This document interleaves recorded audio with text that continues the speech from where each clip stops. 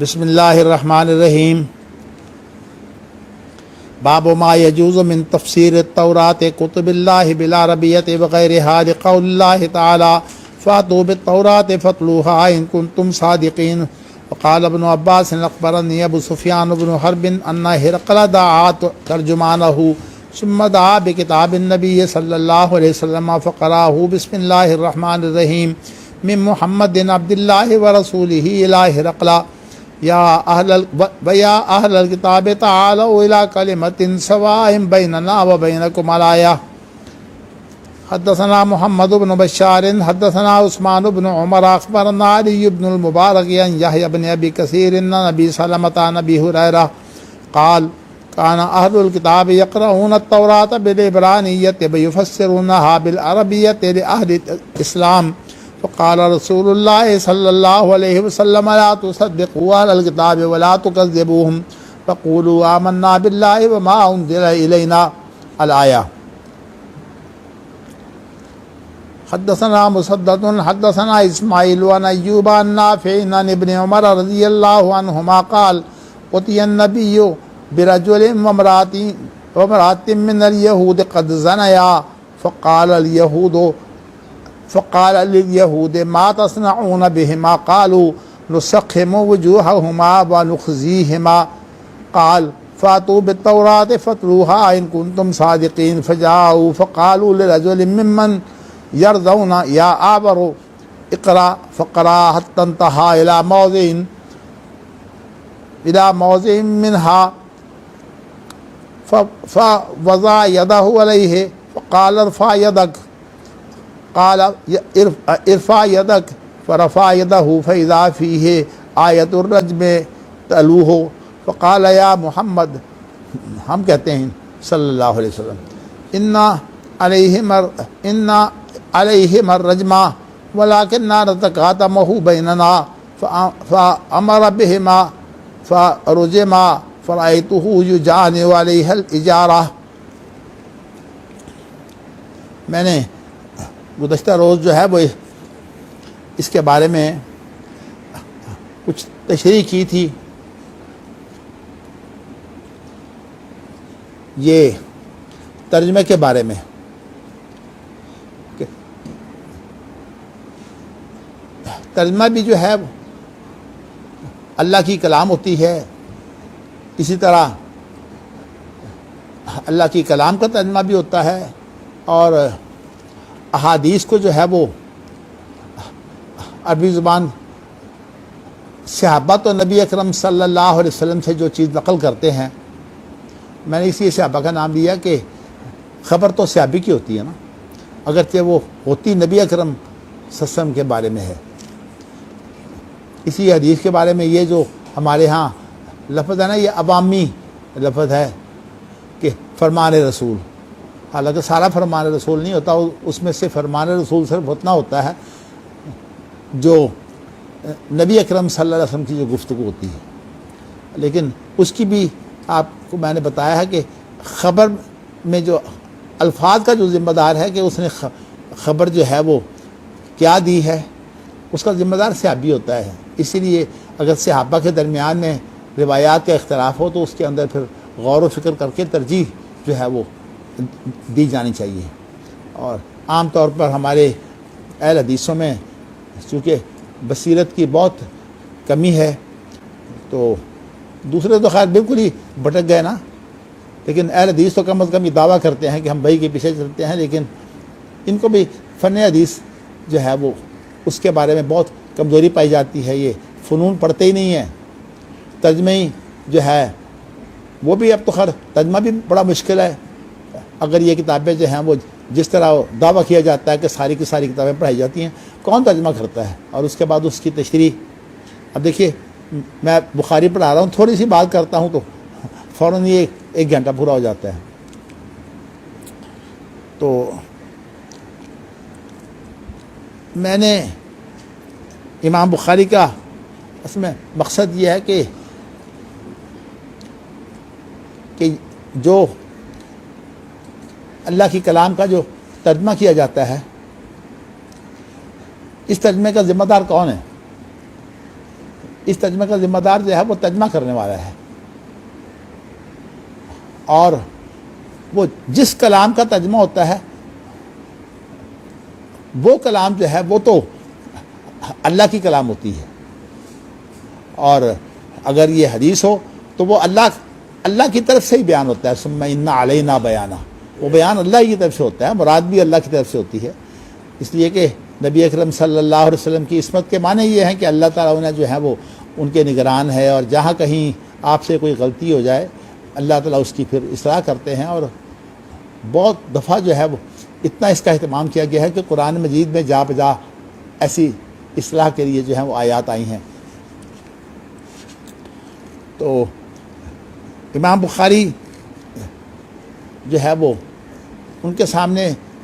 مسئلہ یہ ہے کہ اللہ کی کلام کی نوعیتیں وہ مختلف بیان کر رہے ہیں۔ میں نے آپ کو بتایا تھا کہ ہمارے ہاں عام طور پر شارحین جو ہے وہ ایک ہی لفظ سے ان چیزوں کو درتے چلے جاتے ہیں، حالانکہ امام بخاری کا ہر جو باب ہے اس میں ایک الگ نوعیت ہے، الگ نوعیت نہ ہو تو الگ باب باندھنے کا معنی کوئی نہیں ہے۔ تو یہاں جو ہے وہ امام بخاری نے جو ہے وہ ترجمہ کرنا اور اسی طرح جو نبی اکرم صلی اللہ علیہ وسلم سے جو روایت کی جاتی ہے عربی زبان کے علاوہ دوسری زبانوں میں، یہ بتایا کہ وہ فعل جو ہے وہ مترجم کا ہوتا ہے، لیکن جس کا ترجمہ کیا جاتا ہے وہی مفعول بہ کی جو صورت میں نے آپ کو بتائی تھی، تو وہ جو ہے وہ اللہ کا کلام ہوتا ہے، اور اگر وہ حدیث کی شکل ہے تو پھر وہ اللہ کا بیان ہوتا ہے، یعنی وہ مراد الہی ہوتی ہے۔ تو اللہ اکبر۔ تو اب اس کے لیے جو بڑی مشہور حدیث ہے اس کے اختصار امام بخاری جو ہے وہ حدیثوں کو جب بار بار لاتے ہیں تو بہت دفعہ اختصار سے کام لیتے ہیں۔ میں اگلی ایک حدیث آ رہی ہے اس میں آپ کو بتاؤں گا کہ اختصار کی وجہ سے کیا مشکل جو ہے وہ پیش آتی ہے۔ تو یہاں تو صرف اتنا ذکر ہے کہ آپ نے جو ہرقل کو جو دعوت دی تھی تو آپ جو خط لکھتے تھے وہ تو عربی میں لکھتے تھے نا۔ اب یہ ہے کہ وہ لوگ جو ہیں وہ عربی زبان تو نہیں جانتے تھے، روم کے اندر عربی زبان نہیں تھی، فارس کے اندر عربی زبان نہیں تھی، اس طرح اور بہت سے لوگوں کو جو آپ نے خطوط لکھے ہیں وہ عرب نہیں تھے، تو ترجمے سے کام جو ہے وہ لیا جا سکتا ہے، یہ گنجائش تو خیر ہے، لیکن یہ مسئلہ تو ضمناً نکلتا ہے۔ اصل یہاں مقصود یہ ہے کہ ترجمہ جو ہوتا ہے وہ کسی کلام کی ترجمانی ہوتی ہے کہ اس کلام سے مراد کیا ہے، لیکن وہ اس کی ذمہ داری جو ہے وہ ترجمان کی ہوتی ہے۔ تو اس اعتبار سے وہ الگ بات ہے کہ ترجمے کی وہ اہمیت تو نہیں ہوتی جو اصل کلام کی اہمیت ہے، لیکن پھر بھی چونکہ لِأُنذِرَ أُمَّ الْقُرَىٰ وَمَنْ حَوْلَهَا، آپ صرف القرا والوں کی طرف نہیں بھیجے گئے، آپ جو اس کے ارد گرد پوری دنیا ہے اس کی طرف آپ کا نزول ہوا ہے، کافۃ للناس۔ تو اس اعتبار سے ترجمے کی گنجائش موجود ہے، لیکن بہترین طریقہ اہل علم کا یہ ہے کہ وہ ساتھ جو ہے وہ جو اصل عبارت ہے قرآن مجید کے بارے میں تو خیر یہ جائز ہی نہیں ہے کہ قرآن کی عبارت کے بغیر صرف ترجمہ جو ہے وہ کیا جائے، کیونکہ پہلی کتابوں کے اندر تحریف کی بنیاد یہی چیز بنی ہے کہ ترجموں سے کچھ معاملات جو ہے وہ بنا دیے گئے۔ لیکن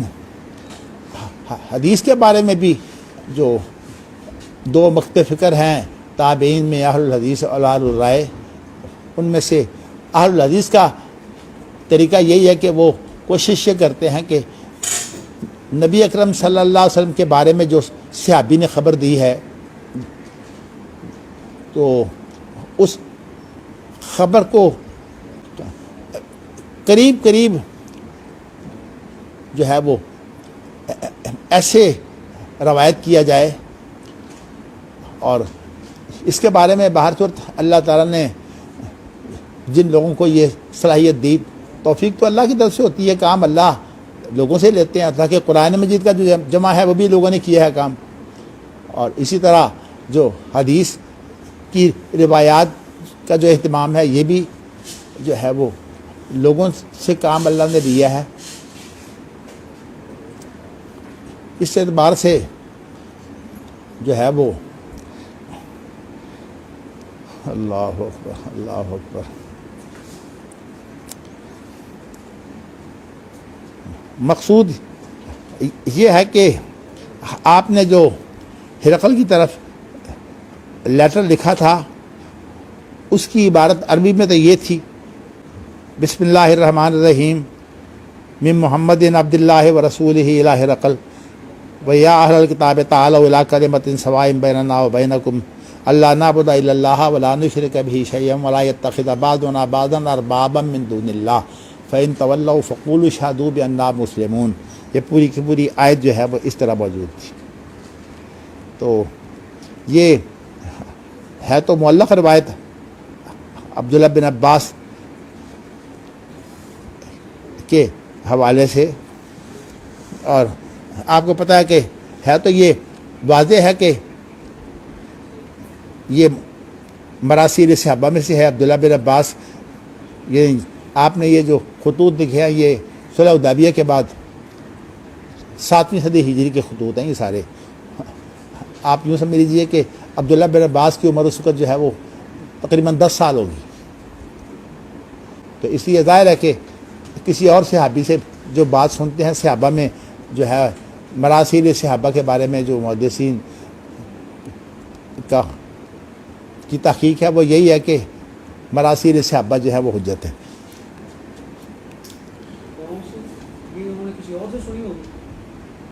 کسی اور صحابی سے سنی ہے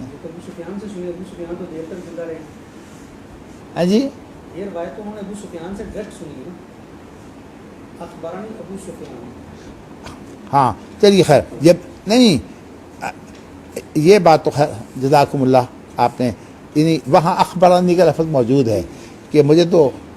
جو ہے وہ ابو سفیان نے بات سنائی ہے۔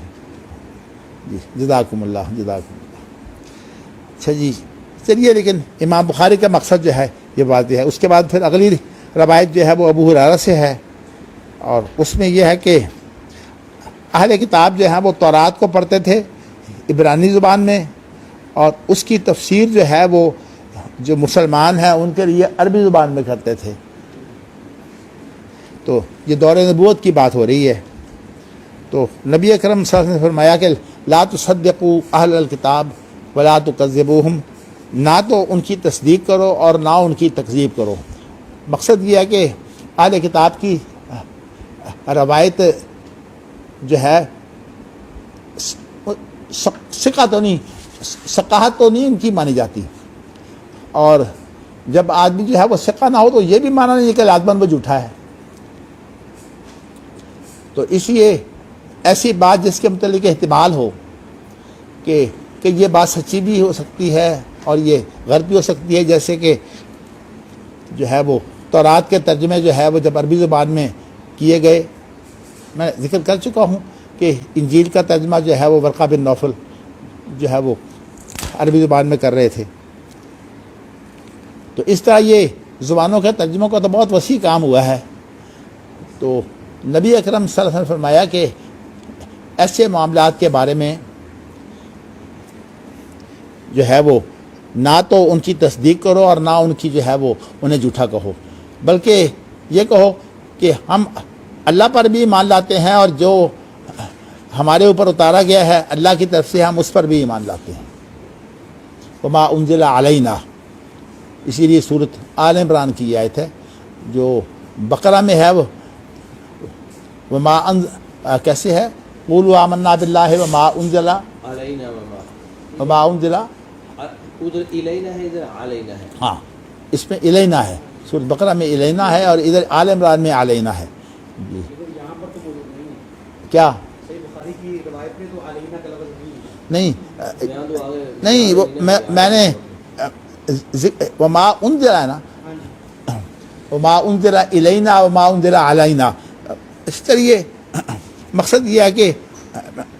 یہ ان کتابوں میں چونکہ تخریج کا اہتمام کیا گیا ہے تو حوالہ یہاں جو ہے وہ آن عمران کا ہی ہے. تو یہ یہاں انزلہ کے آگے انہوں نے لکھا ہی کچھ نہیں ہے. جا نہیں ہوگا ہی نہیں نا ادھر. اس لیے کہ اس کا مطلب یہ بنتا ہے کہ ہم اللہ نے جو کچھ نازل کیا اس کو تو ہم مانتے ہیں، لیکن جو آپ بیان کر رہے ہو اس کا ہمیں پتہ نہیں کہ آپ صحیح بیان کر رہے ہو کہ نہیں کر رہے. جا ہاں، یہی مطلب ہوا سر. یہی مفہوم ہے. چلیے اب صورتحال جو ہے وہ اب ہمارے ہاں تو اب یہ اہتمام نہیں ہے. ہم عام طور پر یہ تحقیق تو ہم کر لیتے ہیں. ہمارے ہاں جو فن حدیث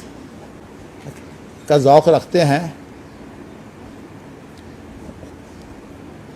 ان کے اندر اگرچہ تحمل و ادا والے مہارت تو کوئی نہیں ہوتی ہے ہمارے ہاں، اور وہ آج کل ممکن ہی نہیں ہے تحمل و ادا کی تحقیق جو ہے. تو لیکن یہ تحمل و ادا کا مسئلہ تو جب روایت ہوتی ہے اس وقت تحمل و ادا کی جو ہے وہ اہمیت ہوتی ہے. تو میں بتا چکا ہوں کہ شیخ البانی اور جو ابن الصلاح کا موقف تو یہی ہے کہ آج نئے سرے سے تحمل و ادا کی چونکہ تحقیق نہیں ہو سکتی، اس لیے کسی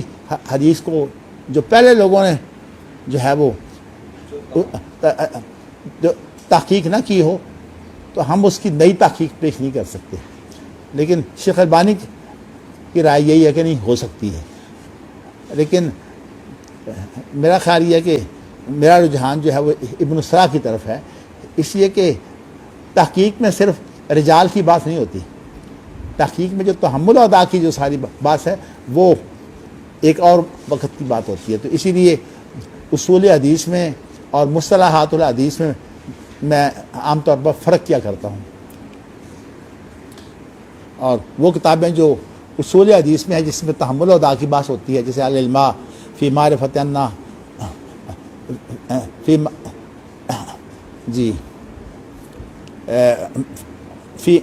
معرفت روایت و تقیید السماع، جو قاضی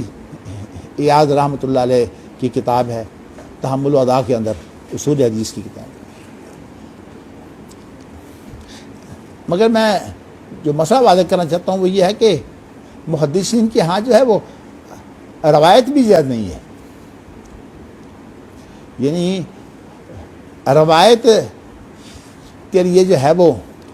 اس کا بھی کچھ معیار ہے. یعنی جو راوی کے جو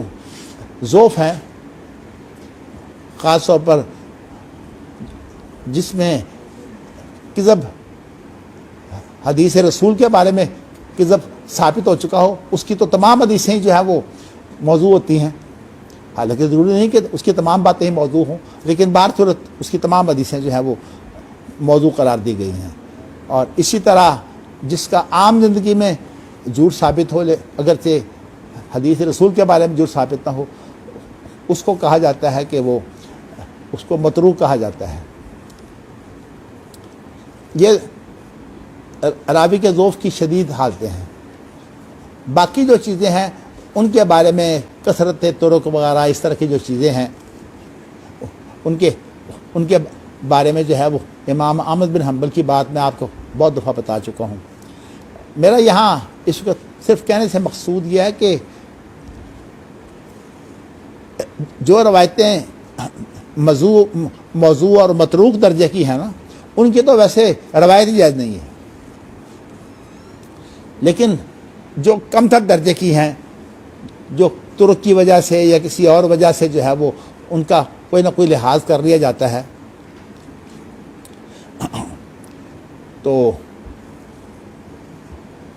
ان کے بارے میں جو ہے وہ یہ اصل میں اس نقطے کی وضاحت التوسل الوسیلہ کے اندر ابن تیمیہ نے کی ہے. وہ کہتے ہیں کہ جس طرح اہل کتاب ہے نا، ظاہر ہے کہ اہل کتاب सिका तो नहीं होते। इस बिना पर अहले किताब की रवायत जो है वो जायज़ होती है। तो वो कहते हैं कि ये आम तौर पर जो ज़ईफ़ रवायतें हैं ना, उनका मर्तबा जो है वो वही होता है जो अहले किताब की रवायत का है। यानी आप जो है वो ज़ईफ़ रवायत के बारे में सिगाए मारूफ से तो बयान नहीं कर सकते, लेकिन सिगाए मजहूल से रवायत कर सकते हैं। लेकिन वो जो मसला है ना, ख़ास तौर पर ज़ोफ़ शदीद वाली जो मैंने बात की है, उसकी तो रवायत ही जायज़ नहीं है। तो ये तवस्सुल वल वसीला के अंदर इब्न तैमिया ने बहुत अच्छा नुक्ता जो है वाज़ेह किया है। चलिए जी आगे चलते हैं। उसके बाद ये है कि अब्दुल्लाह बिन उमर रज़ी अल्लाह अन्हुमा बयान करते हैं कि नबी अकरम सल्लल्लाहु अलैहि वसल्लम के पास एक मर्द और औरत लाए गए यहूद से। बाद लोगों ने इस औरत का नाम बुसरा जो है वो लिया है, मर्द का नाम तो जिक्र नहीं है कहीं। तो इन दोनों ने ज़िना किया था। तो आपने जो है वो यहूद से कहा कि तुम जो हो वो क्या करते हो जब ऐसी सूरत हाल पैदा हो जाए बदकारी के सिलसिले में। तो उन्होंने जवाब दिया कि हम तो उनके मुंह को स्याह कर देते हैं और हम इस तरह जो है वो उनको फिर जलील करते हैं, मुंह स्याह करके उनको फिराते हैं, इस तरह उनको जलील करते हैं। तो आपने कहा कि फातू बित तौरात, तौरात लाओ, इसको पढ़ो अगर तुम सच्चे हो तो। मतलब यह है कि तुम ज़ाहिर है तुम तौरात के ऊपर आमिल हो ना, तौरात को लेकर आओ अगर तुम सच्चे हो। तो वो फिर जब तौरात लेकर आए तो आपने उन्होंने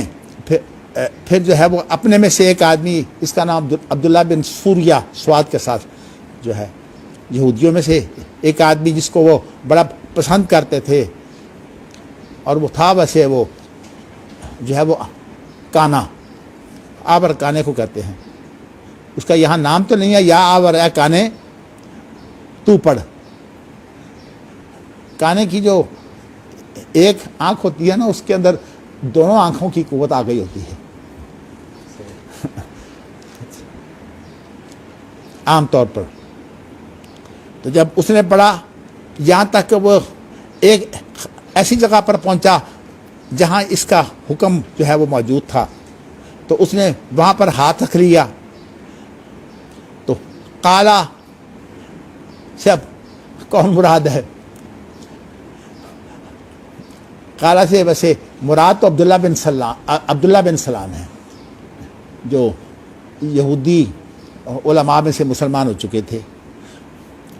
तो उन्होंने कहा हाथ उठाओ। अब्दुल्ला बिन सूरिया पढ़ रहा था ना, हाथ उठाओ। जब उसने हाथ उठाया तो देखा कि नीचे जो है वो रजम वाली आयत जो है वो चमक रही थी, लाहा यलूह कमना, वो इशारे कर रही थी। तो उसने कहा ए मोहम्मद कि, लेकिन जब ये बात खुल गई तो फिर वो कहने लगा कि ए मोहम्मद, हम कहते हैं सल्लल्लाहु अलैहि वसल्लम कि हम है तो इन पर संसारी ही, लेकिन हम जो है वो अपने दरमियान में आम तौर पर इस हुक्म को छुपा के रखते हैं। तो फिर आपने हुक्म दिया कि इन दोनों को जो है वो संसार किया जाए। तो अब ये अब्दुल्ला बिन उमर ये बयान करते हैं कि मैंने देखा कि जो जान यो अलैहल हिजारा, कि वो जो मर्द है ना, जब दोनों को संसार किया गया तो वो जब पत्थर औरत की तरफ आता ना तो पहले खुद आगे हो जाता कि ताकि ये मुझे लगे। ये जो इस तरह के जो माशके होते हैं, ये बीमारी है असल में, इश्क। अल्लाह उन लोगों को हिदायत दे जो इस बीमारी को जो है वो खूबी समझते हैं, और ख़ास तौर पर अगर ये खूबी होती तो कम अज़ कम हम ये कहते हैं अगर ये मोहब्बत ही है तो फिर माँ से इश्क होना चाहिए, बहन से इश्क होना चाहिए। حتیٰ کہ بیوی کے بارے میں بھی عشق نہیں ہوتا، وہاں بھی انسان کے ہوش و حواس ٹھکانے ہوتے ہیں۔ یہ اصل میں ایک بیماری ہے۔ ابن قیم نے تو اس کی بڑی تفصیلات اور اس کی وجوہات اور اس کے جو ہیں وہ علاج بھی لکھے ہیں۔ تو یہ جانیوں کا معنی یہ ہے کہ کسی کو بچانے کے لیے جو ہے، یعنی وہ اس کو بچانے کے لیے خود پتھر کھاتا تھا۔ مطلب یہ کہ عشق کا جو مریض ہوتا ہے، یہ بدکاری ہوئی تو اس کی اصل بنیاد تو عشق ہی ہے نا۔ تو اس حدیث کے اندر بہت سے مسائل ہیں، لیکن میں اختصار سے ذرا کام لوں گا۔ وہ ایک تو میں نے آپ کو بتایا کہ حدیثیں امام بخاری جب اختصار کرتے ہیں نا، تو اہل علم کے لیے چونکہ یہ کتابیں لکھی گئی ہیں، اس اعتبار سے اختصار کے اندر اس روایت میں کہیں ذکر نہیں ہے عبداللہ بن سلام کا، لیکن جو دیگر روایات کی تفصیلات ہیں ان کے اندر یہ بات موجود ہے کہ وہاں ایک اکٹھ تھا، یعنی یہ معاملہ ہوا ہے تو اس میں صحابہ بھی وہاں موجود تھے۔ ان صحابہ میں جو ہے وہ عبداللہ بن سلام موجود تھے۔ تو اس لیے امام بخاری کا جو اختصار ہے اس کے بارے میں جو ہے وہ اہل علم پر انہوں نے اعتماد کیا ہے کہ دیگر روایات کی وجہ سے انہیں علم ہوگا، تو اس لیے اختصار میں اور بھی پیچھے مثالیں گزر چکی ہیں کہ اختصار میں پھر بعض دفعہ وہ چیزیں ایسی ہیں جو دیگر روایات کو دیکھ کر جو ہے وہ ان کی وضاحت کرنی پڑتی ہے۔ ایک تو بات یہ ہے۔ دوسرا ایک بڑا اہم مسئلہ ہے، ہمارے ہاں اتنا بڑا بگاڑ پیدا ہو چکا ہے لوگوں کی جہالت کی وجہ سے کہ انہوں نے ایک بناوٹی جو ہے وہ میثاق مدینہ کے نام سے ایک دستاویز جو ہے وہ تیار کی ہوئی ہے، اور اس کو میثاق مدینہ کہتے ہیں۔ اس کے بارے میں میں اختصار سے آپ کو یہ بتا دیتا ہوں کہ مدینہ یونیورسٹی کے جو تاریخ کے ہیڈ تھے،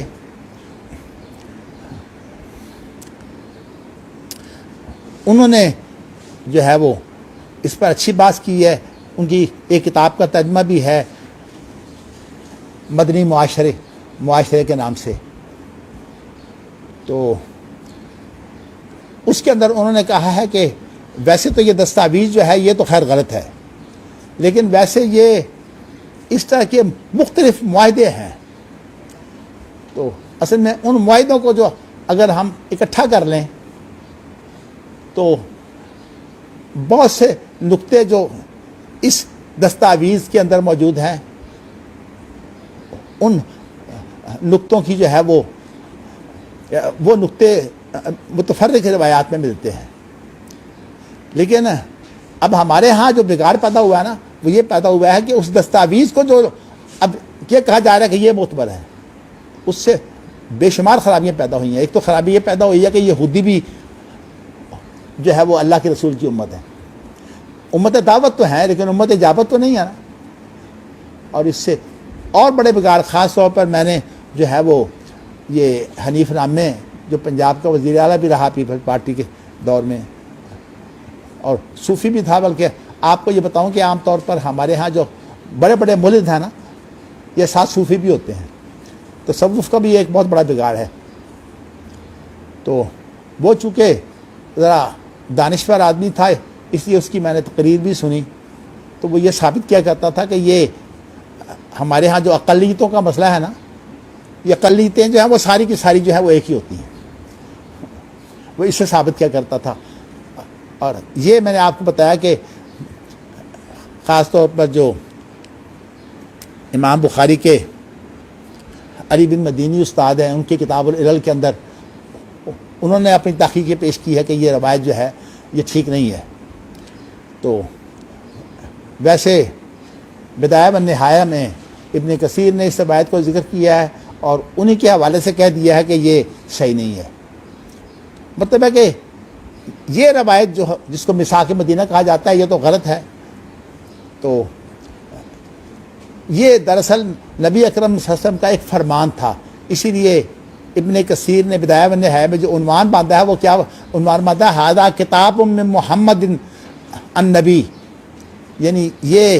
فرمان ہے محمد صلی اللہ علیہ وسلم کا جو نبی ہیں. تو اگر یہ فرمان ہے تو پھر یہ معاہدہ ہے ہی نہیں. آپ کا فرمان تھا آخا بین المہاجرین والانصار. اس فرمان کے ذریعے سے جو ہے وہ ایک تو آپ نے مواخات قائم کی ہے, اور ووعدہ فیہ الیہود, اور اس کے اندر یہود سے جو ہے وہ دشمنی چھوڑ کر صلح کر لی. وعدہ یوعدہ کے معنی ہوتے ہیں دشمنی چھوڑ کر صلح کرنے کے. تو یہ انہوں نے اس عنوان قائم کیا. میں نے آپ کو صرف اتنا بتانا ہے کہ نبی اکرم صلی اللہ علیہ وسلم جو تھے وہ اس کی روح سے یہود و نصارہ اہل کتاب نے بھی آپ کو جو ہے وہ حاکم تسلیم کیا ہو, یہ بات نہیں ہے. یعنی ویسے صورت حال یہ ہے کہ معاہدوں کے نتیجے میں تو وہ رہتے تھے, لیکن آپ اگر حاکم ہوں تو قرآن مجید کی یہ جو آیت ہے نا, سماعون للکذب اکالون للسحت فإن جاؤوک فاحکم بینہم او اعرض عنہم وإن تعرض عنہم فلن یضروک شیئا وإن حکمت فاحکم بینہم بالقسط ان اللہ یحب المقسطین وکیف یحکمونک وعندہم التوراۃ فیہا حکم اللہ ثم یتولون من بعد ذلک وما اولئک بالمؤمنین. اس میں نبی اکرم صلی اللہ علیہ وسلم کو یہ کہا گیا ہے کہ آپ چاہیں, آپ کے پاس جب کیس آئے, چاہیں تو آپ فیصلہ کریں, چاہیں تو نہ کریں. حالانکہ اگر آپ حاکم ہوں تو حاکم کے لیے یہ جائز نہیں ہے کہ اس کے پاس کوئی معاملہ ہے تو وہ فیصلہ نہ کرے. اس لیے کہ معاہدے کے اندر جو لوگ شریک ہوتے ہیں نا, تو معاہدے کی صورت میں انسان صرف معاہدے کی شروط کا پابند ہوتا ہے. اور اس لیے قرآن مجید کے اندر یہ آیت خود بتا رہی ہے کہ یہ اصل میں آپ کی جو صورت ہے نا وہ نہیں تھی کہ جب یہ کہا جاتا ہے کہ مدینہ منورہ میں جو ہے وہ آپ اہل کتاب کے بھی حاکم تھے. تو یہ ویسے موٹی موٹی چیزیں میں اشارے صرف کر دیتا ہوں. یہ مسئلہ جو ہے یہ اصل میں بڑا فتنہ بنا ہوا ہے ہمارے عام لوگوں میں, جو ہے خاص طور پر جن لوگوں کے ہاتھ میں جو ہے وہ قلم بھی ہے اور جن کے پاس اشاعتی ادارے میں ہیں, خاص طور پر طاہر القادری وغیرہ جیسے لوگ ہیں. تو یہ جاہل جو ہے بالکل اللہ نے مت بھی ان کی ماری ہوئی ہے. لیکن یہ ہے کہ چونکہ اب ان لوگوں کے پاس جو ہے وہ ایسے اختیارات ہیں. دیکھیے نا, اس نے اپنی یونیورسٹی جو ہے وہ باقاعدہ چارٹر کروائی ہے, اور چارٹر کروانے کے علاوہ ایک نظام الدارس کے نام سے ایک وفاق بھی جو ہے منظور کروایا ہے, اور اس کے تحت جو ہے وہ ہزاروں بریلوی مدرسے جو ہیں وہ اس وفاق کے ذریعے سے جو ہے وہ منہاج القرآن سے ان کو ڈگریاں جاری ہوں گی. اور ہمارے ہاں کتنے بیوقوف ہیں وہ لوگ جو, میری زندگی کا یہ مشن جو ہے کہ کوئی ایسی یونیورسٹی قائم ہو جائے جس میں اصل کتاب و سنت اس کی بنیاد ہو, اور تجرباتی علوم جو ہے وہ کتاب و سنت کی روشنی میں جو ہے وہ ہم ان کو سیکھیں. اب دیکھیے یہ بڑا فتنہ ہے, اور حقیقت یہ ہے کہ آپ کو تو اندازہ نہیں ہو سکتا, لیکن انسان جب اپنے ہی خون کے ہاتھوں جو ہے وہ مار کھائے, اور جو ہے وہ طالب علم جو ہے وہ گنڈے بن کر جو ہے وہ اسے جو ہے وہ اس کے ساتھ یہ سلوک کریں, تو اس کے دل پر کیا بیتتی ہے کسی کو اندازہ نہیں ہو سکتا. لیکن اللہ کا شکر ہے کہ میں بد دعا نہیں کرتا, میں ابھی تک بھی جو ہے وہ ہدایت ہی کی دعا کرتا ہوں. لیکن میں نے آپ کو جو ہے وہ یہ بتایا ہے کہ اللہ تعالیٰ ہمارے لوگوں کو سمجھ دے, خاص طور پر جو لوگ اس کو گمراہ کرنے والے ہیں. وہ الگ بات ہے, یہ مجھے بہت پرانا پتہ ہے کہ اس کا اصل مقصد طلبہ کو لڑانا ہے, اور میرے ساتھ تو یہ واقعہ ایک عرصہ سے ہو رہا ہے, لیکن ظاہر ہے جب تک بات حد کو نہیں پار کر گئی اس وقت تک میں نے چھپا کے رکھا اس کو جو ہے. اور باپ کا رشتہ ہی ایسا ہے کہ وہ جب تک یہ دیکھتا ہے کہ اب معاملہ, لیکن جب میرا مشن ہی جو ہے وہ تباہ ہونے لگا تو اب مشن کے لیے تو ہر چیز جو ہے وہ قربان کرنے کے لیے تیار ہوں. تو اس لیے میں نے اپنا مشن بچانے کے لیے جو ہے پھر اس بات کو اب بتا دیا کہ میرا مشن کون تباہ کر رہا ہے، اگرچہ میں ان لوگوں کے نام نہیں لیتا جو اس تباہی کی بنیاد میں اس کے ساتھ جو ہے وہ شریک ہوئے ہیں۔ اللہ تعالیٰ بارس سب کو ہدایت دے جو فوت ہو چکے ہیں، میں آپ کو بتا چکا ہوں کہ ان کے بارے میں نے تو معاف کر دیا ہے، اس لیے کہ اللہ کا عذاب بڑا سخت ہے، تو باقی جو موجود ہیں اللہ ان کو ہدایت دے۔ چلیے جی، اس کے بعد اگلا باب ہے کہ باب قول النبی۔ میں نے مختصر سی یہ باتیں جو ہیں یہ آپ کو بیان کر دی ہیں کہ یہ نقطے اہم ہیں۔ دل میرا چاہتا ہے کہ ویسے یہ بخاری جو ہے وہ رمضان کے اندر اس کو بھی جو ہے وہ میں ختم کر دوں۔ اللہ پھر توفیق دے گا، بہت سی باتیں جو ہے وہ اللہ مجھے توفیق دے تو میں انشاءاللہ تعالی پھر اس بخاری کو یہ حصہ ختم کرنے کے بعد پھر انشاءاللہ میں اس کے دیگر ابواب جو اہم ابواب ہیں وہ انشاءاللہ اپنی زندگی میں جاری رکھوں گا۔ ویسے میرا جو ارادہ ہے، ظاہر ہے کہ انسان تو ارادہ کرتا ہے، پورا کرنے والا اللہ ہے، وہ یہ ہے کہ میں قرآن مجید کی جو ہے وہ تشریح کے لیے بھی جو ہے وہ کچھ کام کرنا چاہتا ہوں، جو اللہ تعالیٰ نے مجھے توفیق دی ہے۔ ویسے اتنی بات آپ کو بتا دوں کہ میرے پاس کوئی سہارا نہیں ہے، کہ میں الحمدللہ 2 چیزوں کا میں نے جو ہے وہ اپنے باپ سے سبق سیکھا، اور اللہ کا شکر ہے کہ اس پر میں نے اپنی زندگی بھر جو ہے وہ عمل کیا ہے۔ اور مجھے یہ امید ہے کہ ایک تو میں نے جو ہے بہت زیادہ کوشش کی ہے کہ میں اللہ سے جتنی دعا کر سکتا ہوں دعا کروں، اور دوسری بات یہ ہے کہ میں استخاروں کا اسی طرح اہتمام کرتا ہوں جس طرح کہ صحابہ قرآن مجید کا اہتمام کرتے تھے۔ اللہ کے رسول صلی اللہ علیہ وسلم کا بھی جو ہے وہ یہ جو حدیث ہے اس کے اندر یہ موجود ہے کہ استخارے کی دعا کا جو ہے وہ اسی طرح اہتمام کیا جاتا تھا جس طرح کہ باقاعدہ قرآن کا اہتمام ہوتا ہے۔ اور خاص طور پر امام بخاری کے بارے میں جو اگرچہ ہیں تو تاریخی باتیں، اس کے اندر مبالغہ بھی بہت ہے، لیکن اتنی بات ضرور ہے کہ امام بخاری جو ہے بہت زیادہ استخارے کرتے تھے اس کتاب کے بارے میں۔ اس کی تفسیر جو ہے میں اس وقت جو ہے وہ سمجھتا ہوں بات دوسری طرف چلی جائے گی۔ تو یہ میں نے 2 چیزوں پر عمل کیا ہے، اور مجھے امید ہے کہ انشاءاللہ تعالی اللہ تعالی میری ان 2 محنتوں کے نتیجے میں مجھے توفیق دیں گے کہ میں خاص طور پر اہل حدیث، اس وجہ سے کہ نسبت تو میری بھی اہل حدیث کی طرف ہے، تو اس اعتبار سے میں کم از کم جو ہے وہ اہل حدیثوں کے بارے میں جو بھی مجھے اللہ نے سوجھ بوجھ دی ہے، میں ان کے بارے میں جو ہے وہ اپنے علم کی حد تک جو ہے وہ میں خدمت انجام دینا چاہتا ہوں۔ اللہ مجھے توفیق دے۔ اور یہ تو میں آپ کو بار بار وعدے کر چکا ہوں کہ اس سے بڑی مجھ پر کوئی تہمت نہیں ہے کہ کوئی یہ کہے کہ یہ یونیورسٹی بنانا چاہتا ہے کاروبار کے لیے۔ انا اللہ و انا راجعون، میں اس شخص پر لعنت بھیجتا ہوں جو کاروبار کے لیے یونیورسٹی بنائے۔ بس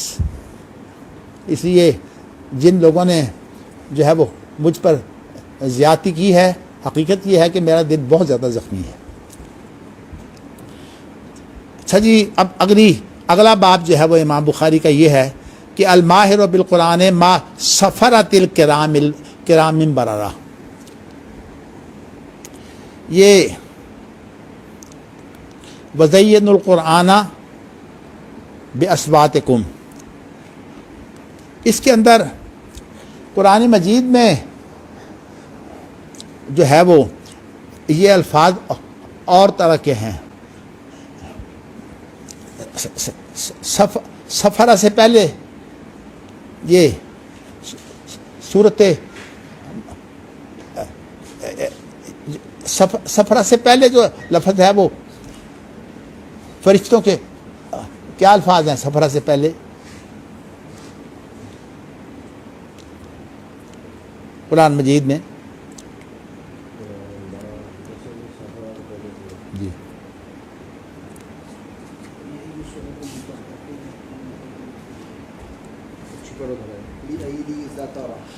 بے ایدی سفرہ، بے ایدی سفرہ جو ہے یہ الفاظ ہیں۔ تو سفرہ جو ہے یہ اصل میں صفر جو ہے وہ ایک لفظ ہے جس کے معنی ایک جو ہے وہ اہم کتاب یا اہم دستاویز کے ہوتے ہیں۔ تو اس کا اسم فاعل ہے سافر، اور اسم فاعل کی جو ہے وہ جو گردان مجھے یاد تھی اس میں کوئی 20 کے قریب جو ہے وہ اس کے وزن ہیں. تو اب اس طرح یاد نہیں رہی، اس لیے میں آپ کو، ورنہ الحمدللہ جب تک بڑھاپا جو ہے وہ زیادہ نہیں ہوا اس وقت تک اللہ کا شکر ہے یہ چیزیں یاد تھی. تو اب بڑھاپے کے اثرات ہیں. تو لیکن امام بخاری نے بِأَيْدِي سَفَرَةٍ کِرَامٍ بَرَرَةٍ، تو امام بخاری نے ایسا کیا کہ کرام بررہ کو جو ہے وہ معرفہ بنا دیا ہے اور سفرہ کو مضاف بنا دیا ہے. تو کہنے کا مقصد یہ ہے کہ کرام سے مراد فرشتے ہیں، اور بررہ وہ جو بہت زیادہ جو ہے وہ نیک فرشتے ہیں ان کا ذکر ہے، اور کرام سے مراد معزز ہیں. تو اس کو مضاف بنا کر کہا ہے کہ ان بزرگی والے اور نیکوکار فرشتوں میں جو لکھنے والے جو فرشتے ہیں، یعنی اضافت ہے کہ ان میں سے جو لکھنے والے ہیں. وہ ہے کہ یہاں اضافت آ گئی ہے، قرآن مجید میں اضافت نہیں ہے، وہاں ہے بِأَيْدِي سَفَرَةٍ کِرَامٍ بَرَرَةٍ قُتِلَ الْإِنسَانُ مَا أَكْفَرَهُ وغیرہ وغیرہ آپ کے سامنے ہے. تو اس لیے میں نے آپ کو بتایا کہ امام بخاری نے اسے جو ہے وہ باب میں، یعنی قرآن مجید یعنی کرام برا میں سے ایک مقام دیا ہے لکھنے والوں کو. اور وَزَيِّنُوا الْقُرْآنَ بِأَصْوَاتِكُمْ، اور آپ کو یہ پتہ ہے کہ فرشتے جو لکھنے والے ہیں کام تو وہ بہت کرتے ہیں، کرام کاتبین بھی انہی کے اندر شامل ہیں، اور بھی بہت بڑی تعداد ہے جن کی مختلف ذمہ داریاں ہیں. تو اس لیے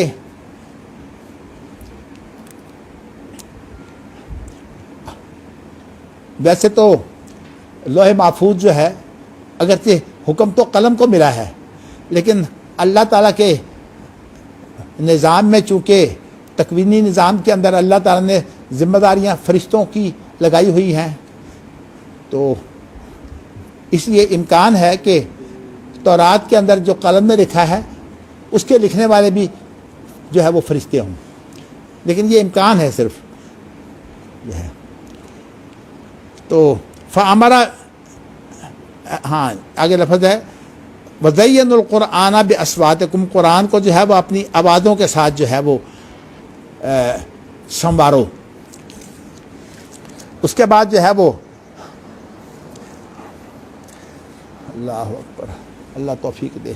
اچھا جی،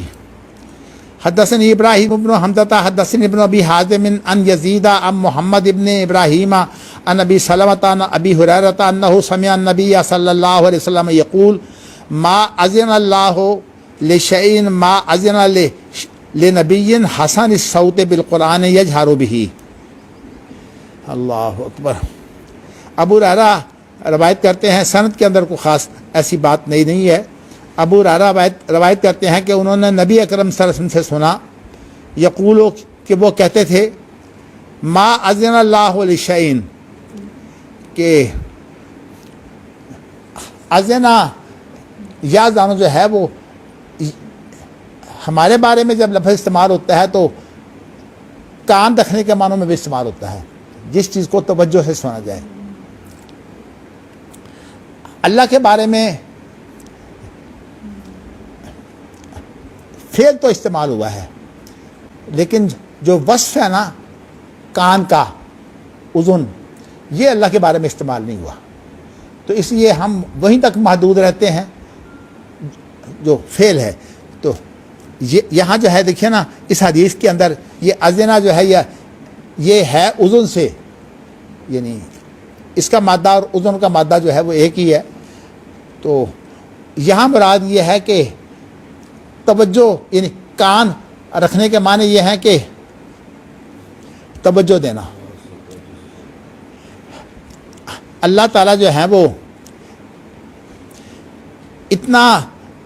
زیادہ توجہ نہیں دیتے جتنی زیادہ توجہ جو ہے وہ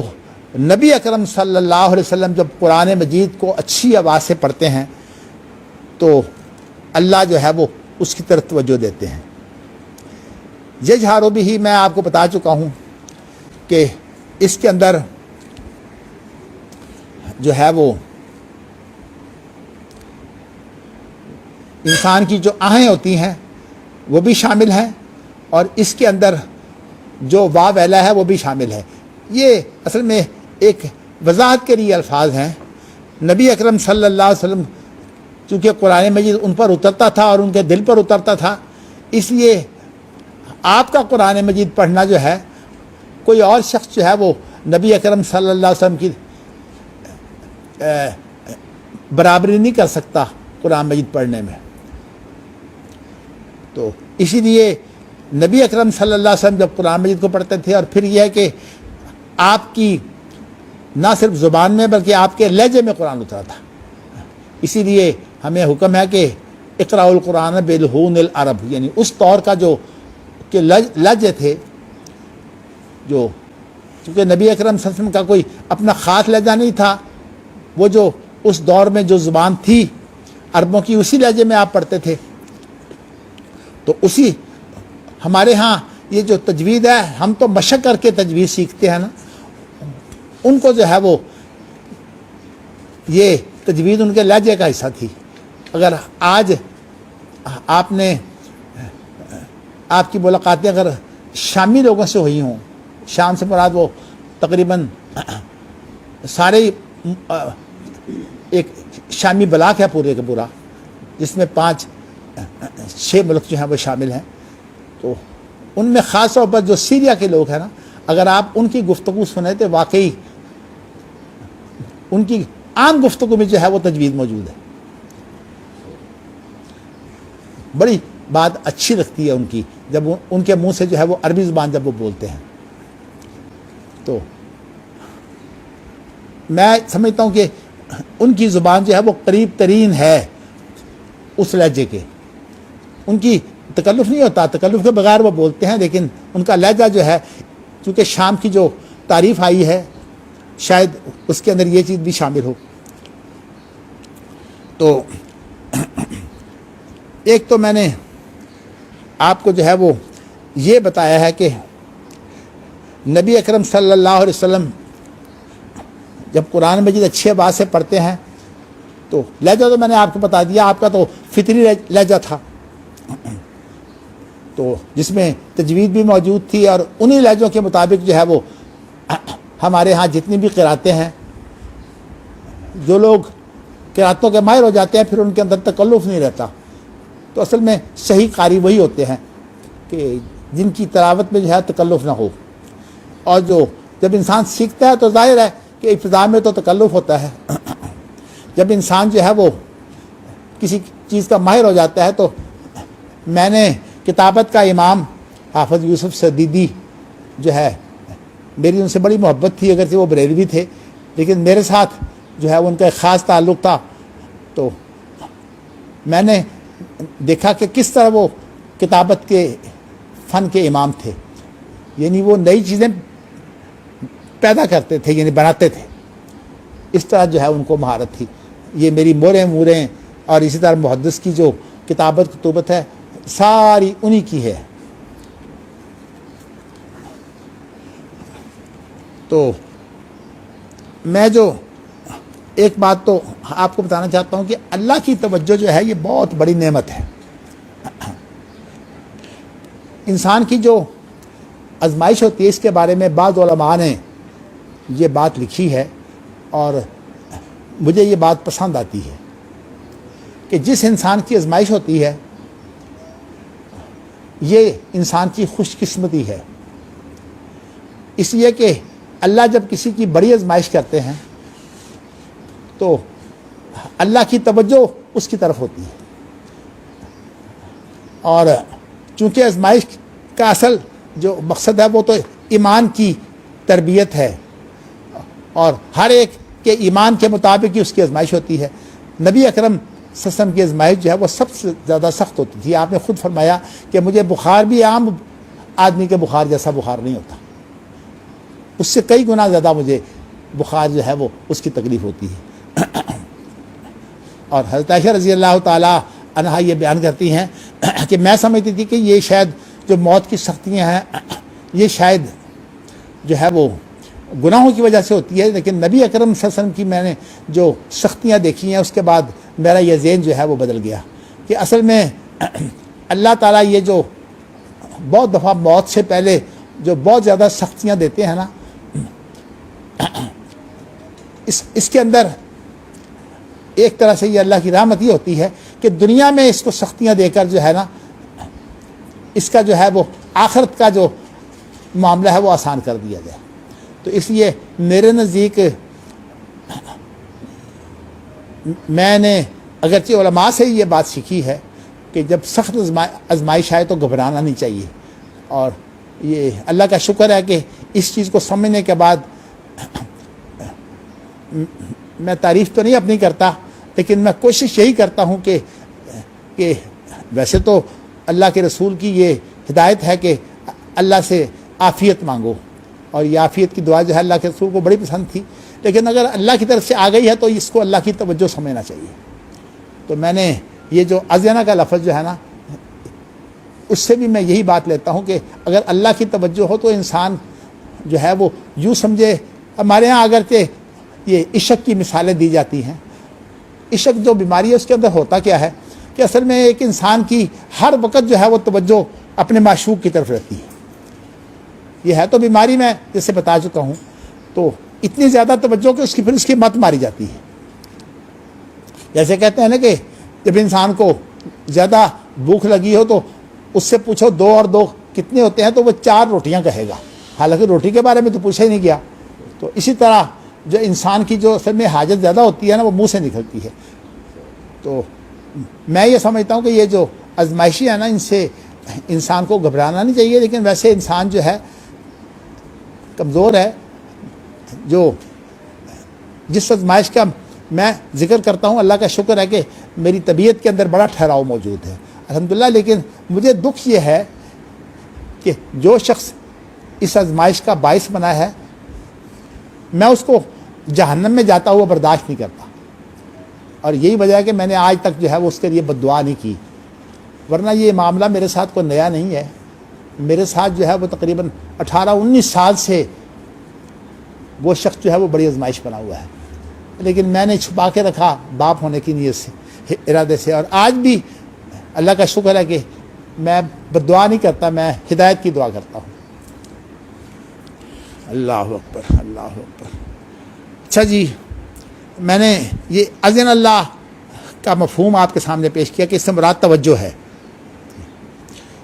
اگلی حدیث ہے حدثنا یحییٰ بن بکیر حدثنا اللیث عن یونس عن ابن شہاب اخبرنی عروۃ بن الزبیر وسعید بن المسیب وعلقمۃ بن وقاص وعبید اللہ بن عبد اللہ عن حدیث عائشہ حین قال ان لها اہل الافک ما قالوا وکل حدثنی طائفۃ من الحدیث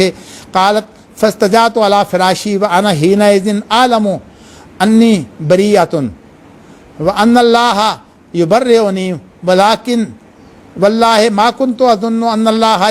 ينزل في شانی وحیا یتری ولا شانی فی نفسی کان احقر من ان يتکلم اللہ فی بامر یتلی وانزل اللہ عز وجل ان الذین جاؤوا بالافک عصبۃ منکم الاشر الآیات کلھا۔ تو یہ حدیث پیچھے کئی دفعہ گزر چکی ہے، میرے خیال میں ترجمہ وہاں بھی کر چکا ہوں۔ میں موٹا سا اس کا مفہوم یہ بیان کرتا ہوں، آپ کو پتہ کہ اس میں جو ابن شہاب کہتے ہیں کہ مجھے جو ہے 4 شخصوں نے جو ہے وہ عروہ بن زبیر ہیں، سعید بن مسیب ہیں، علقمہ بن وقاص ہیں اور عبید اللہ بن عبداللہ ہیں، ان چاروں نے جو ہے وہ مجھے حضرت عائشہ سے حدیث سنائی ہے، اور یہ حدیث جو ہے وہ افق کے بارے میں ہے۔ تو اور انہوں نے چاروں سے جو حدیث سنی ہے اس کو اکٹھا کر دیا ہے، اور یہ جائز ہے، اور قرآن مجید 7 حرفوں پر اتارا گیا ہے۔ اس وقت جو قرآن مجید ہمارے پاس قراتوں کی صورت میں موجود ہیں ان میں سے ہر ایک حرف کو الگ الگ کرنا جو ہے یہ ہمارے لیے ممکن نہیں ہے۔ یہ ہمارے پاس جو قرآن مجید موجود ہے جس کی قراتوں سے آپ لوگ، چونکہ آپ میں سے ایک تعداد بڑی جو ہے وہ قاری ہے، آپ کو زیادہ پتہ ہے لیکن یہ بات جو ہے یہ متفقہ ہے کہ کوئی ایک یہ کہنا کہ فلاں قراءت جو ہے یہ فلاں حرف ہے، یہ بات درست نہیں ہے۔ لیکن اس کے بارے میں کچھ آگے ایک حدیث آ رہی ہے، میں انشاءاللہ اس کی ذرا تشریح کروں گا۔ اسی طرح جو ہے یہ اصل میں 7 احرف کا یہ ملغوبہ ہے جو ہماری قراتیں ہیں۔ تو اسی طرح حدیث کے اندر اگر 4 شخصوں میں سے ساروں کی حدیث لے کر جو ہے وہ کوئی جمع کر دے تو اس کی اجازت موجود ہے۔ امام زہری نے یہ کام کیا ہے۔ تو باقی یہ چاروں کے چارے جو ہیں وہ حضرت عائشہ سے روایت کرتے ہیں، چونکہ ان کو خود یہ واقعہ پیش آیا تھا، تو اس لیے وہ بیچاری جو ہے وہ دکھ کے اندر، انسان کو جب زیادہ دکھ ہو تو پھر اس کا یہی ہوتا ہے کہ اپنے آپ کو چھوڑ کر جو ہے وہ اپنے آپ کو ریلیکس کرنے کی کوشش کرتا ہے، گر جاتا ہے کہ میں برداشت کر سکوں۔ یہ ڈپریشن کا جو عارضہ جب بلا وجہ بھی ہو تو ان لوگوں کو جو ہے وہ پتہ ہوتا ہے، لیکن ان بیچاری کو یہ عارضہ تو نہیں تھا، لیکن اتنی پاک صاف عورت کو جو ہے وہ جس طرح تہمت لگی تھی وہ برداشت نہیں کر پا رہی تھی، تو اسی لیے ان نے اپنے آپ کو بستر پر جو ہے وہ لٹا دیا، اور کہتی ہے کہ مجھے اس کا ظاہر ہے کہ اپنے بارے میں تو انسان کو بھول نہیں ہوتی، کہ مجھے اس بات کا پورا یقین تھا کہ میں اس بارے میں جو ہے وہ بالکل پاک ہوں، اور مجھے جو ہے وہ اس بات کا بھی بہت زیادہ اللہ پر امید تھی کہ اللہ مجھے جو ہے وہ بری کر دیں گے، لیکن میرا خیال یہ تھا کہ اس روایت میں تو نہیں ہے، خیال یہ تھا کہ شاید نبی اکرم صلی اللہ علیہ وسلم کو خواب میں کوئی ایسی چیزیں دکھا دی جائیں کہ میری بریت ہو جائے، لیکن اللہ نے جو میری بریت کی ہے، میں نہیں اپنے آپ کو اس قابل سمجھتی تھی کہ ایسی قرآنی آیات جو ہیں وہ اللہ اتاریں گے جو باقاعدہ جو قیامت تک جن کی تلاوت ہوگی، تو یہ بہت بڑا اعزاز ہے۔ جیسے وہ عمر بن تغلب کی بات ہے نا، آپ نے گزشتہ روز جو عمر بن، اللہ کے رسول صلی اللہ علیہ وسلم نے ایک تعریف کرتے ہوئے کہا تھا کہ عمر بن تغلب ان میں سے ہے، تو وہ کہتے تھے کہ مجھے سرخ اونٹ مل جائے تو مجھے اس کی اتنی خوشی نہیں ہے جتنی کہ مجھے آپ نے جو میری تعریف کی ہے مجھے اس کی خوشی ہے۔ تو اب یہاں جو ہے وہ 10 آیات کا ذکر ہے، ٹھیک ہے۔ ویسے اگلی جو 6 آیات ہیں نا، الخبیثات للخبیثین والخبیثون للخبیثات الطیبات للطیبین والطیبون والطیبات اولئک مبرؤون مما یقولون لهم مغفرۃ واجر عظیم، جو ہے یہ 16 آیات بنتی ہیں، لیکن عام حدیثوں میں 10 آیتیں آتی ہیں، تو اگلی جو 6 آیتیں ہیں وہ بھی تقریباً اسی کے بارے میں ہی ہیں۔ یہ 16 آیتیں بنتی ہیں، اس لیے کہ اگر آپ غور کریں تو یہ تمام آیات جو ہیں وہ قرآن مجید کے اندر چونکہ جو نزول الگ الگ ہوتا ہے، پھر اس کے بعد جب اس قرآن مجید کے نزول کی جو ترتیب دی گئی ہے وہ ترتیب بھی چونکہ وہی سے ہوئی ہے، تو اس بنا پر جو ہے وہ 6 آیتیں بھی اس کے ساتھ لگائی گئی ہیں۔ تو اور یہ آپ کو بتاؤں کہ قرآن کی خود اپنی ترتیب جو ہے، کیونکہ قرآن مجید میں تو یہ سرات موجود ہے، قرآن مجید جو ہے وہ اکٹھا نہیں اترا، یہ تھوڑا تھوڑا کر کے اترا ہے، تو اب اس کی جو ترتیب ہے وہ اس بات کا بہت بڑا ثبوت ہے کہ قرآن مجید کے علاوہ بھی وہی موجود ہے، اس لیے کہ قرآن مجید کو جو مرتب کیا گیا ہے وہ وہی کہاں ہے، وہ بھی تو وہی ہے نا۔ تو اس لیے یہ کہنا کہ صرف قرآن کے الفاظ ہی وہی ہیں اور کوئی چیز وہی نہیں ہے، یہ اصل میں ان بیوقوفوں کی بات ہے جو منکر حدیث ہیں کہ قرآن کے علاوہ وہی کوئی نہیں ہے، خود قرآن کی ترتیب جو ہے یہ وہی ہے۔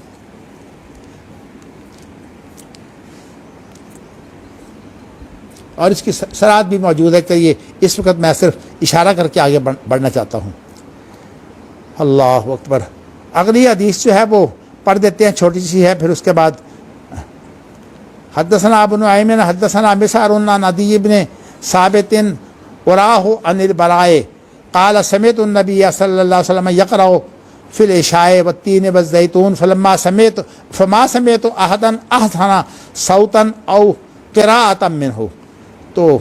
یہ برا بن عازب یہ بیان کرتے ہیں کہ میں نے نبی اکرم صلی اللہ علیہ وسلم سے یہ سنا کہ آپ عشاء کی نماز میں والتین والزیتون پڑھ رہے تھے، تو میں نے کسی کو جو ہے وہ اتنا اچھا نہیں سنا جتنی رسول کریم صلی اللہ علیہ وسلم کی آواز میں حسن تھا. اصل میں حسن جو ہوتا ہے نا، اگر اس کے ساتھ دل شامل ہو تو پھر آواز کے اندر جو سوز پیدا ہو جاتا ہے، جو حسن پیدا ہوتا ہے، وہ اصل حسن ہوتا ہے.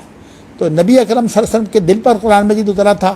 تو اس لیے جب آپ پڑھتے تھے تو آپ سے بہتر کو قرآن مجید پڑھ نہیں سکتا تھا. اس کی وجہ یہی تھی. اسی لیے نبی اکرم صلی اللہ علیہ وسلم کی قرات کا مسئلہ ہے. ہمارے یہاں ایک بڑی بات مشہور ہے کہ حضرت یوسف سے جو ہے یہ نبی اکرم صلی اللہ علیہ وسلم کے حسن کا مقابلہ کیا جاتا ہے. ویسے آپ کو یہ بتاؤں کہ دنیاوی اعتبار سے جو حضرت یوسف ہیں وہ مثال کی حیثیت رکھتے ہیں حسن میں، لیکن انسان کو جو محبت ہوتی ہے نا، آپ دیکھیں کہ ایک بچہ جو ہے وہ بدا ہوتا ہے شکل کا، لیکن اگر ماں سے یہ کہا جائے کہ یہ بدا جو بیٹا ہے یہ مجھے دے دو اور یہ خوبصورت بیٹا دے دو، وہ کبھی ماں نہیں دے گی. اس لیے کہ جو اس کی محبت ہے نا، اس اعتبار سے اس کا اپنا بچہ جو ہے وہ سب سے زیادہ اس کے لیے خوبصورت ہوتا ہے. تو آپ کو بتانا چاہتا ہوں کہ انسانی نفسیات کی عجیب صورتحال ہے. تو یہاں ایک فن حدیث کا نقطہ ہے، میں چاہتا ہوں کہ آپ کے سامنے بیان کر دوں. یہ عدی بن ثابت جو ہیں، انہوں نے برا بن عازب سے جو روایت کی ہے اس کو گمان کے لفظ سے بیان کیا ہے. اور آپ کو پتہ ہے کہ یہ جو گمان ہے یہ سند کے معیار کو متاثر کرتا ہے. تو یہاں جو ہے اراہو، یعنی میں یہ جو ہے وہ اراہو کا معنی میں یہ دکھایا جاتا ہوں، یعنی میرا اس کا ترجمہ عام طور پر کرتے ہیں کہ میرا گمان یہ ہے. یعنی عدی بن جو ہے وہ ثابت کہتے ہیں کہ میرا گمان یہ ہے کہ یہ روایت جو ہے وہ میں نے برا بن عازب سے جو ہے وہ سنی ہے. تو یہ بخاری پر اعتراض بنتا ہے. ویسے آپ جواب دیجئے. ہاں جی، کیا وجہ ہے؟ حالانکہ بخاری کی شرط ہے کہ وہ روایت جو ہے اس کی مسند ہوگی. تو یہاں جو گمان ہے،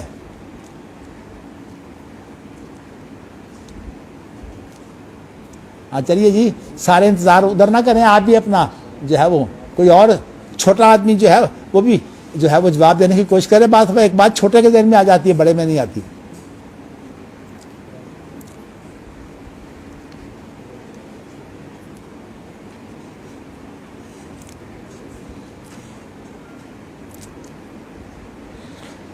اللہ اکبر، اللہ اکبر،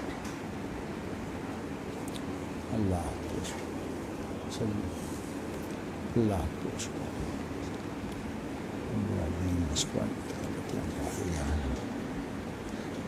ہاں جی، کوئی اور بھائی آپ سوچ رہے ہیں کہ ایک آدمی بولے گا، نہیں آپ بھی تو کوشش کریں. یہ جو ہے نا، آپ کوشش نہیں کرتے، تمام کوشش کریں، شاید کسی کے ذہن میں بات آئے. اور علم کے بارے میں شرم نہیں کرنی چاہیے، بات کیا دینی چاہیے. بڑی بات ہے تو غلط ہو جائے گی، انشاءاللہ تصحیح ہو جائے گی.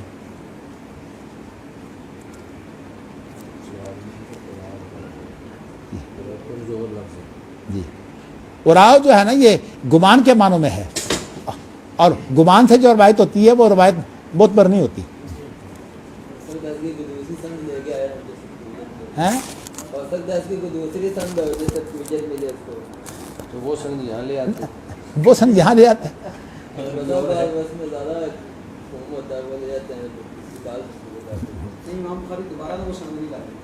جی ہاں جی، نہیں خیر ویسے جزوی طور پر تو لے آتے ہیں، لیکن یہاں یہ بات نہیں ہے. اچھا چلیے، مجھے پتا ٹائم تھوڑا، میں آپ کو جو اللہ نے جو مجھے جو ذہن دیا اس کے مطابق اصل بات یہ ہے کہ عدی بن حاتم جو ہیں یہ تابعی ہیں، اور تابعی جو برا بن عازب ہے وہ صحابی ہے. یہ اصل میں امام بخاری اس لیے لے آئے ہیں کہ اگر برا بن عازب نہ ہو کوئی اور صحابی ہو سکتا ہے. تب بھی ٹھیک ہے. صحابہ کلہم موجود، اس فن کی روح سے جو ہے وہ یہی فرق ہو سکتا ہے. برا بن عازب پر یقین نہیں ہے، اگر کوئی صحابی کے نام پر یقین. صحابی تو اگر مبہم ہو، اس کا نام بھی نہ پتہ ہو، پھر بھی روایت اس کی معتبر ہوتی ہے. تو اس لیے امام بخاری کے معیار کے مطابق یہ حدیث سے جو ہے وہ صحیح ہے. یہ صرف صحابی کے نام پر شک ہے، صحابی پر شک نہیں ہے. صحابی پر شک نہیں ہے، کیونکہ عدی بن حاتم جو ہے وہ تابعی ہیں. اور ہاں جی صحابی سے جی ہاں، ہے صحابی سے. برا بن عازب نہ ہوگا تو کوئی اور ہوگا، لیکن ہے تو صحابی نا. تو اس اعتبار سے یہ روایت جو ہے یہ معتبر ہے، امام بخاری کی شرط پر ہے. چلیے جی، اللہ توفیق دے. اللہ اکبر.